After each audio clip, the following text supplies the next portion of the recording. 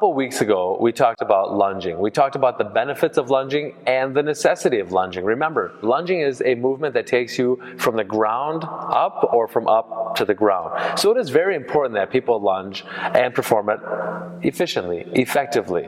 The last session that we had together, we gave you a couple of basic, almost regressions of lunges where you barely even left the floor.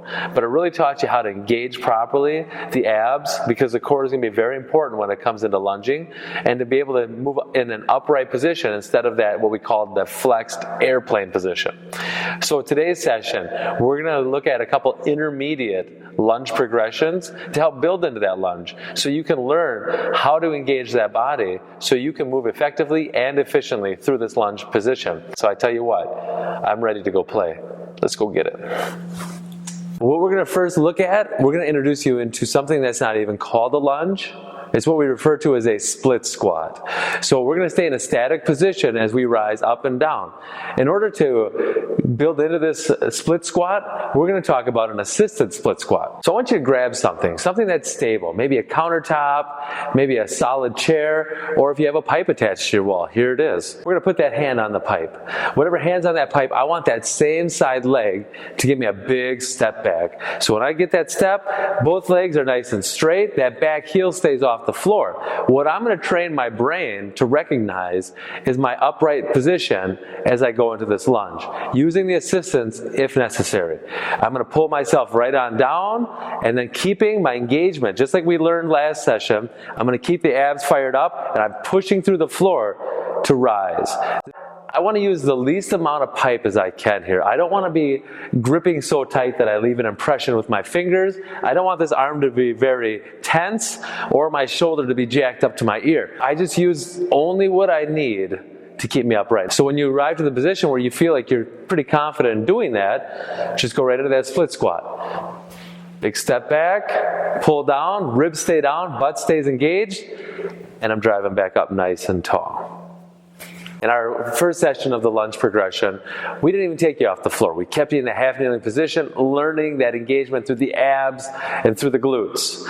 And then once we got that, we went into our up down, where you came down, you quieted all momentum, and you rose back up. We just got done finishing the split squat. Now it's time to, when you're ready, to move into a dynamic movement now with that lunge. Most people, when they're ready to start lunging, they take a step forward. There's nothing wrong with a forward lunge. That's a totally legitimate movement.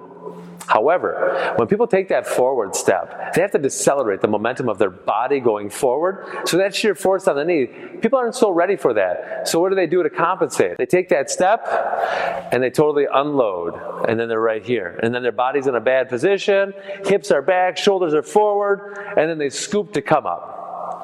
Not good. Now again, to repeat, there's nothing wrong with a forward lunge as long as you can rock it and own it.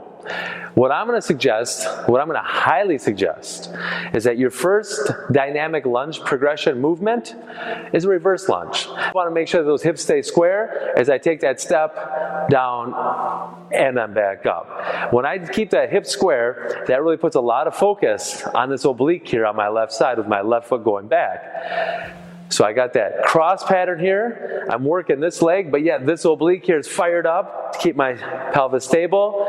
And I'm a broken record, but you need to maintain that uprightness, because as soon as you lose the vertical torso, you're losing the essence of the movement, and you're making it not so efficient. It's still effective. You're getting from the ground up, but it's very inefficient.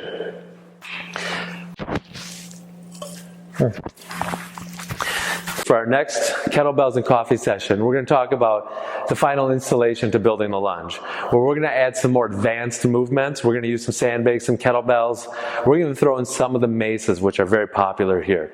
So I know you're excited, and I'm very excited to show you this, but you got to hold on. 2 weeks, not too long. We'll be almost in March.